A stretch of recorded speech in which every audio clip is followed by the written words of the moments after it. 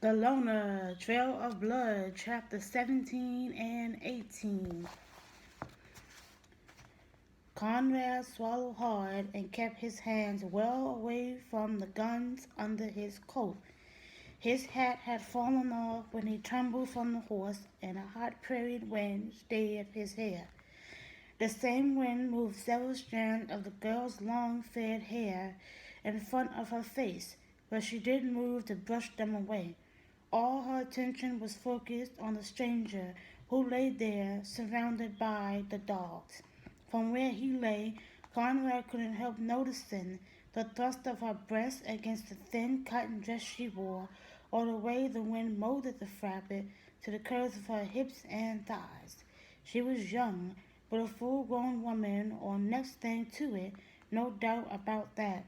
He licked dust off his lips. Listen, take it easy. I mean no harm. Shut up. Come out here from town to take our land away from us. I know your type of skunk when I see it.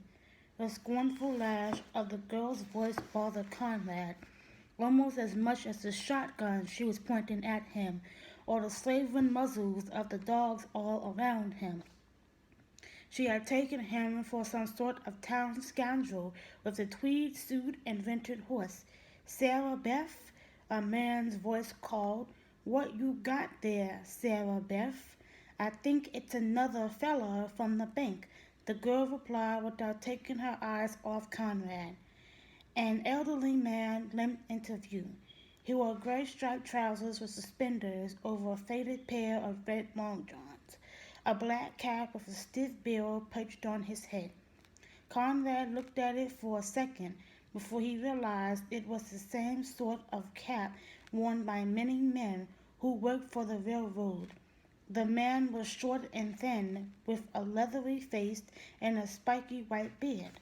Mr. Potter, Conrad guessed. The man's pale blue eyes were deep set under shaggy brows. Those brows rose as his eyes widened in surprise. You know me? Of course he knows you, the girl Sarah Beth snapped. The bank sent him out here to cause more trouble for us, didn't it? I'm not from any bank, Conrad said, and I'm certainly not here to cause trouble for you. My name is Conrad Browning. If you'll call these dogs off, I'll tell you why I came to see you. The old man tugged thoughtfully at his beard. Maybe we ought to listen to him, Sarah Beth. No, you can't trust anybody from the city. You told me that. Yeah, but there's something about this young fella. The old man's voice trailed off as he looked surprised again. Browning, did you say your name is? Any relation to Mrs. Vivian Browning? She was my mother, Conrad said. That made up the old-timer's mind. He reached over, took hold of the shotgun's barrels, and pushed them aside. Get away from him, you blasted varmints, he told the dogs as he advanced kicking at them. Let the man alone. But you told me, Sarah Beth began angrily. I know what I told you, girl, but this fella is the son of one of the most decent ladies to ever walk the face of the earth. Every time a train she was on stopped in Kansas City, she made a point of it to come to my office and say hello to me. Then you are Ralph Potter, the former station master? Conrad asked. That's right, young fella. Potter held a hand down to Conrad. Let me help you up. Conrad started to say he didn't need any help, but changed his mind and grasped the nailed old hand. He climbed to his feet and brushed his clothes off. Potter picked up the hat and handed it to him. Sarah Beth stood off to the side, scowling darkly at Conrad in suspension. I reckon Crowley told you where to find me, Potter said. Conrad nodded. That's right. I heard about your mother passing away. God rest her soul. Was sure sorry to hear about it too. Thank you. I reckon you must own her share of the railroad now. Conrad nodded again, not wanting to take the time to explain that he shared the Browning interest with Frank Morgan. I've come to talk to you about the railroad, in fact. But I've been retired for a couple years now, Potter said. I don't have anything to do with it anymore. But I want to talk to you about what happened 3 years ago while you were still the station master. The old timer looked confused, but he nodded. All right, why don't we go inside and get out of this hot sun? Conrad smiled. That'll be fine. Thanks. Sarah Beth, you fix us some lemonade, Potter said as he ushered Conrad toward the farmhouse. The girl snorted as if she didn't like being ordered around, but she didn't say anything. The furnishings in the house were old and shabby, but the place was clean, almost spotlessly so. Potter and his granddaughter, she was too young to be his daughter, might be a little down on their luck, judging by Sarah Beth's talk about the bank, but they weren't allowing that to make them give up. Potter motioned Conrad into an armchair next to a small round table with a lace dolly and a lamp sitting on it. The old-timer pulled up a ladder-back chair and sat on it, while Sarah Beth disappeared into the kitchen. Now, Mr. Browning, what can I do for you? Like I said, I want to ask you about something that would have happened about 3 years ago. A young woman came through Kansas City on the train, probably heading west. She was traveling with another woman. I don't really know how old she was, and a couple of small children, infants, twins, a boy and a girl. Potter took off the black cap and gave him a dubious frown. Lots of folks come through Kansas City, Mr. Browning. Yes, that's what people keep telling me, Conrad said, trying not to sigh in frustration. I can't hardly remember. It's possible this woman would have come to see you. She probably would have been upset about something and might have demanded some sort of special treatment. Oh, you're talking about Miss Tarleton. Conrad sat there, thunderstruck with surprise.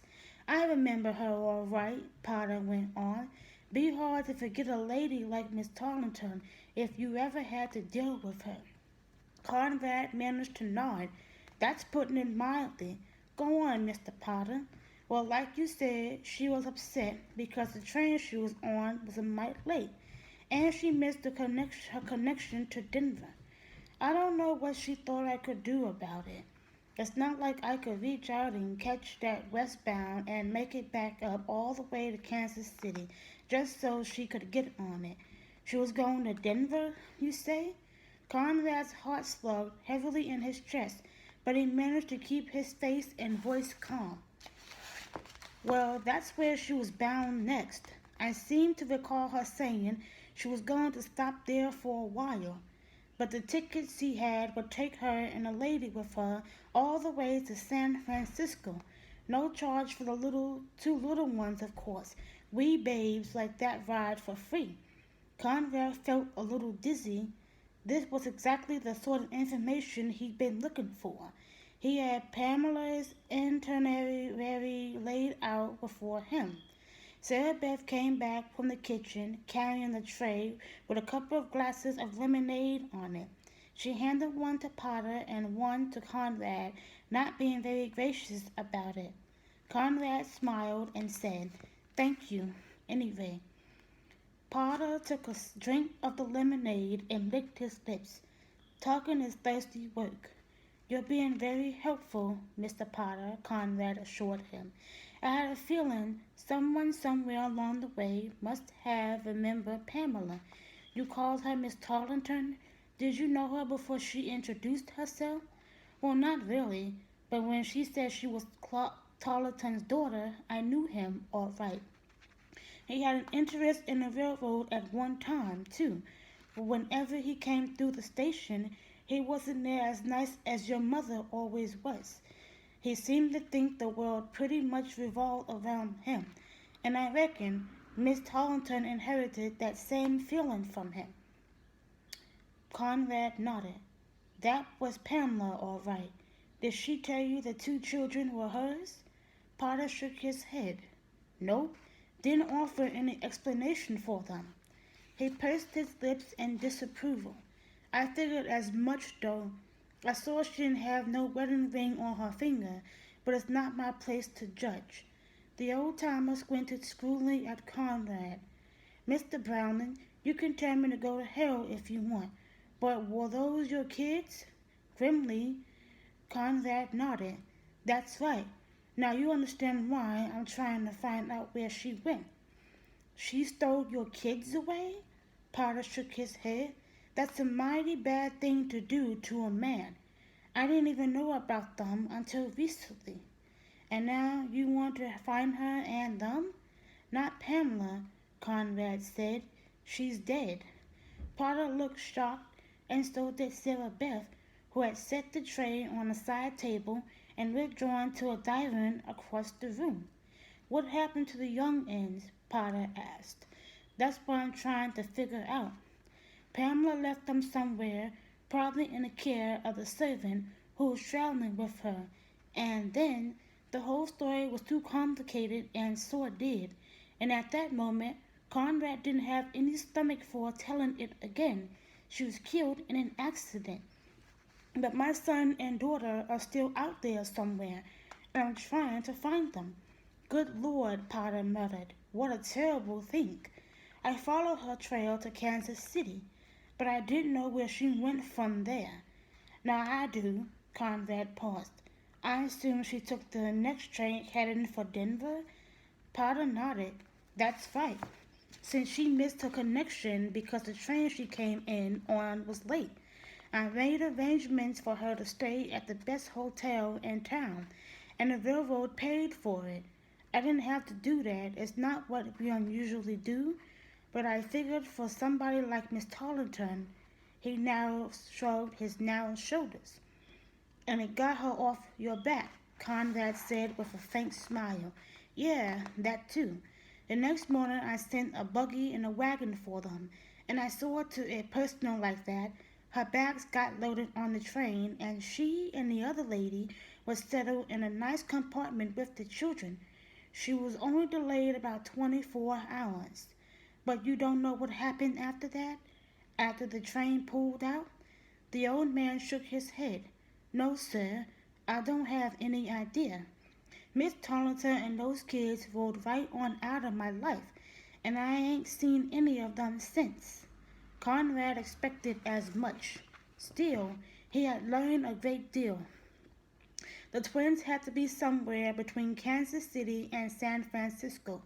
That was a vast stretch of territory, but it was better than having to search for them across the entire country. To cover the emotions coursing through him, he took a sip of the lemonade. It was pretty sour. Potter probably couldn't afford much sugar. The corn crop Conrad had seen on his way there had looked like a good one, but Potter might be cash poor at the moment. A lot of farmers wound up that way with a crop in the fields that might save them, but circumstances that closed in and didn't give them any time. I can't thank you enough for your help, Conrad said, as he set the glass on the table beside him. I'd like to give you something for your trouble. Shucks, that isn't necessary, Potter began. Yes, it is, Sarah Beth snapped.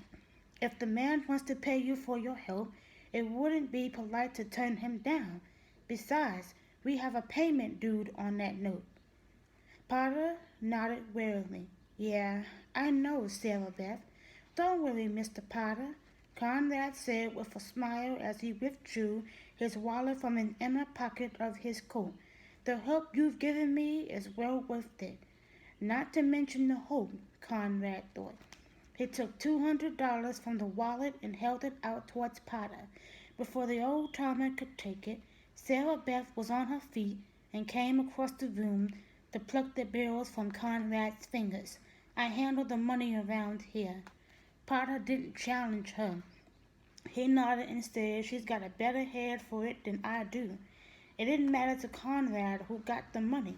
He got the information he needed. He stood up. Thank you for your hospitality and for your help. You're a mighty worker, Mr. Browning. Like I said, your mother was always as nice as she could be to me. The two men left Sarah Beth counting the money and walked out of the farmhouse. As they paused on the front porch, Potter asked, "Where are you staying in town, Mr. Browning? Just in case I think of anything else that might help you." "I'm at the Cattleman's Hotel," Conrad replied. "I'm not sure how long I'll be there until tomorrow anyway." He was going to have to do some thinking about how to proceed now that he knew what Pamela's destination had been 3 years earlier. It wouldn't do to take the train straight to San Francisco. Her letter had indicated she'd hidden the children somewhere in the West. They could be anywhere, Conrad thought. Anywhere. "Thanks again," he shook the old timer's hand. "I'm glad your granddaughter took the money.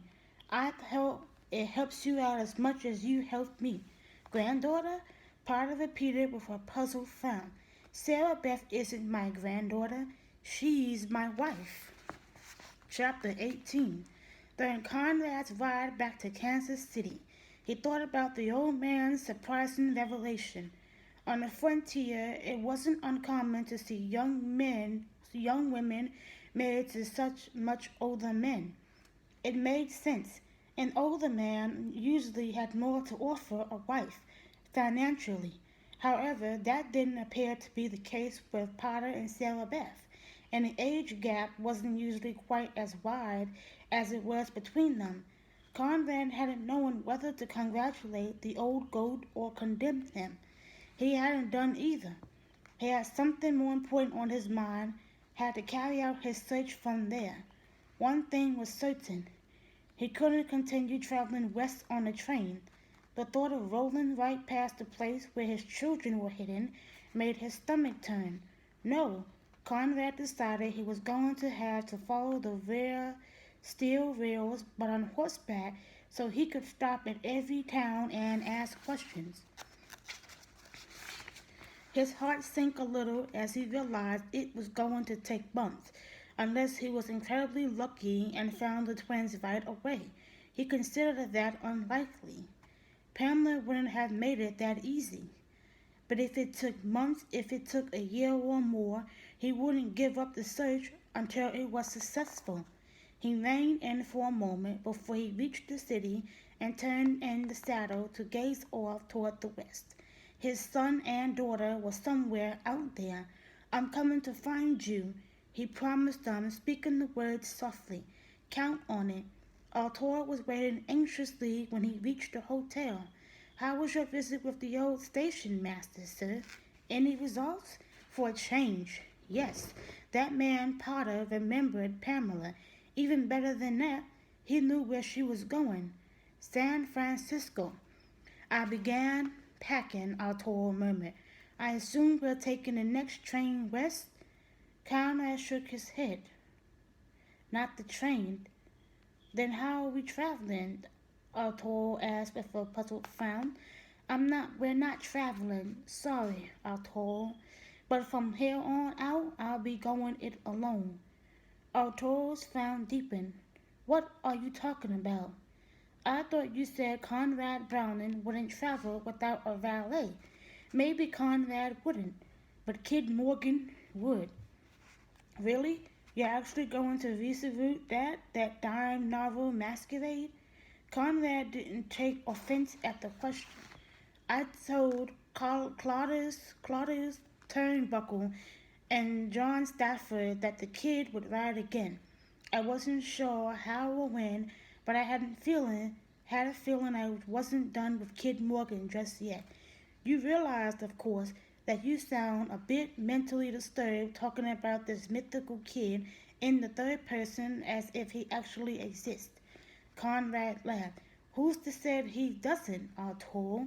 Just because you're born with one name doesn't mean that's who you really are. Many of the Indians believe that when a young warrior goes on a vision quest, he becomes another person when the truth is revealed to him, and because of that, he takes another name. Maybe what I was doing all that time when I was drifting around as Kid Morgan was going on my own vision quest, finding out who I really am." Artur looked at Conrad like he had gone completely mad. "And what am I supposed to do? I gave up my previous employment to come east with you, you know. I'm well aware of that.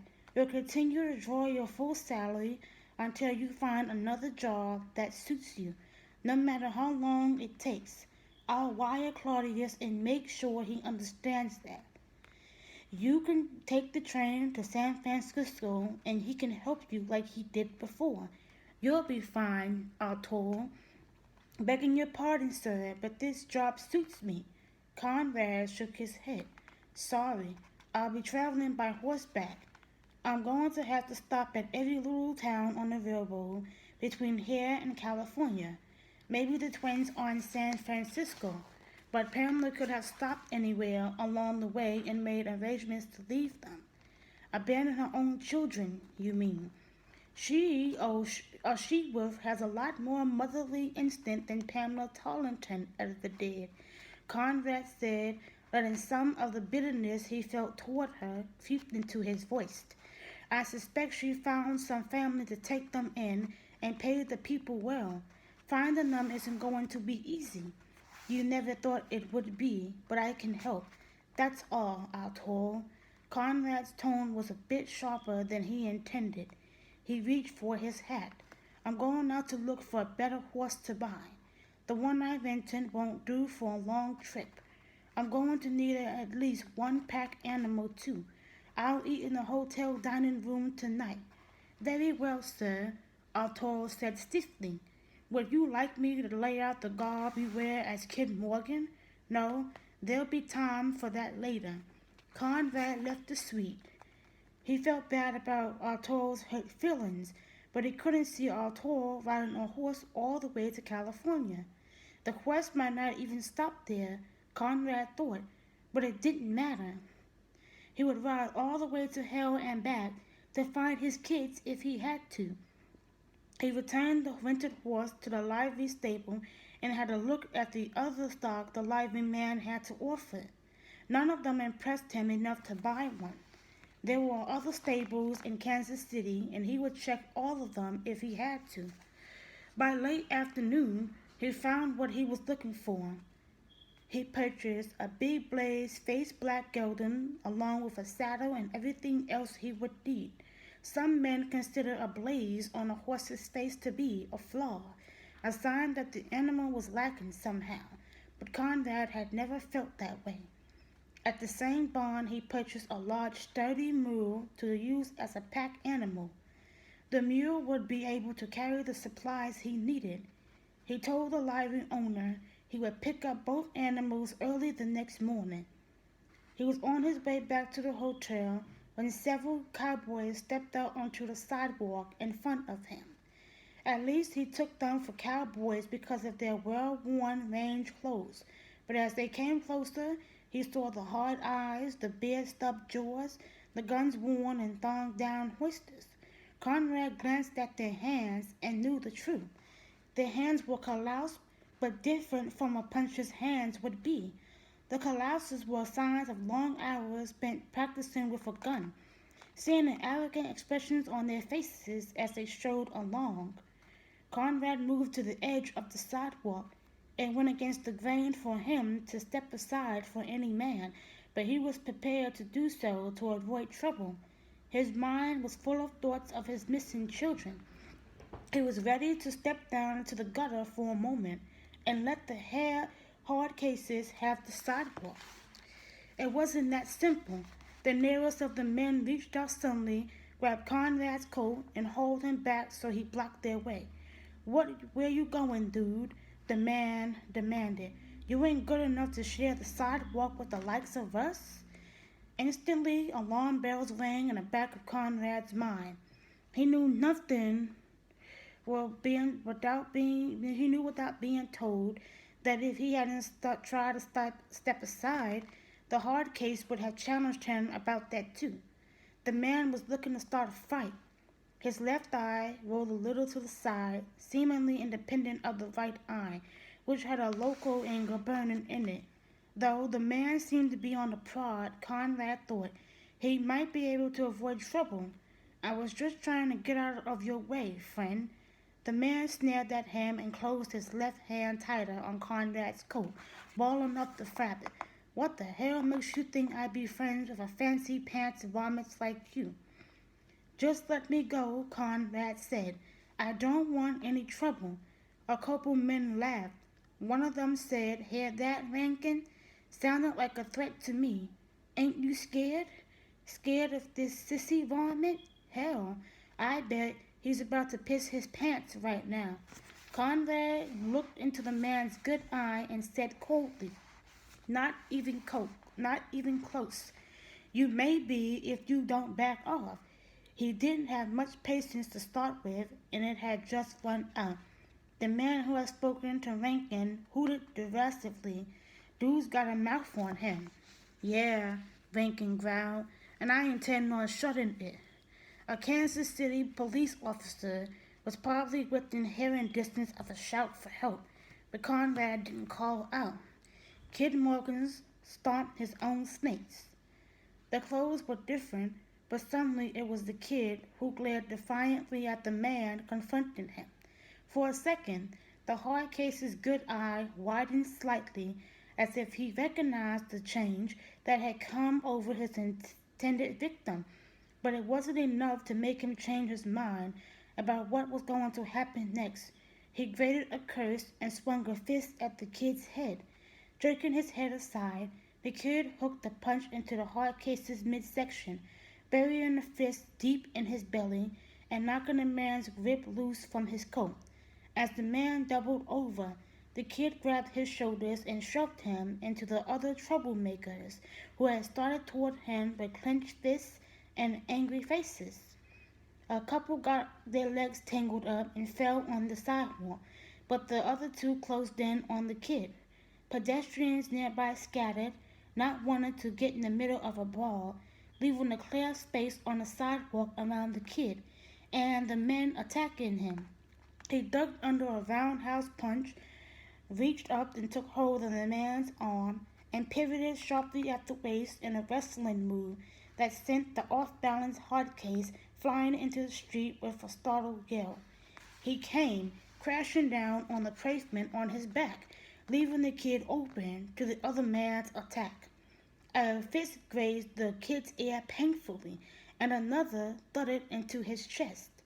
He sent a jab of his own into his opponent's face that rocked the man's head back. A looping blow from the kid landed cleanly on the man's jaw and sent him spinning to the sidewalk. Rankin and the other two had climbed back to their feet, and they closed in around the kid. A fist drove into the small of his back and sent pain shooting through him. A booted foot was thrust between his ankles to trip him. He knew if he went down to the sidewalk, they could kick and stomp him to death if they wanted to. It appeared that was exactly what they did want. The man with the crazy eyes said, "Kill the son of a bitch. You don't get the money unless he winds up dead."